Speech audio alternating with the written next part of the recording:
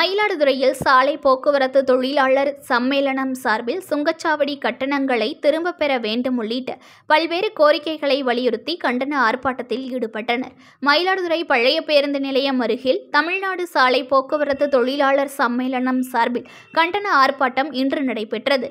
மாவட்ட தலைவர் ரமேஷ் தலைமையில் நடைபெற்ற இந்த ஆர்ப்பாட்டத்தில் ஏராளமானோர் கலந்து கொண்டனர். தொடர்ந்து புதிய மோட்டார் வாகன சட்டம் 2019 திரும்ப பெற வேண்டும், ஆன்லைன் அபராதத்தை கைவிட்டு பெட்ரோல், டீசல் மற்றும் கேஸ் விலைகளை குறைத்திட வேண்டும், ஓட்டுநர்களை குற்றவாளியாக்கும் சட்டத்தை திரும்ப பெற வேண்டும், டோல்கேட் கட்டணங்களை வாபஸ் வாங்க வேண்டும் உள்ளிட்ட கோரிக்கைகளை வலியுறுத்தி ஆர்ப்பாட்டம் நடைபெற்றது. தொடர்ந்து ஓட்டுநர்கள் பலர் பங்கேற்று கோரிக்கைகளை வலியுறுத்தி அரசுக்கு எதிராக கோஷங்களை எழுப்பினர்.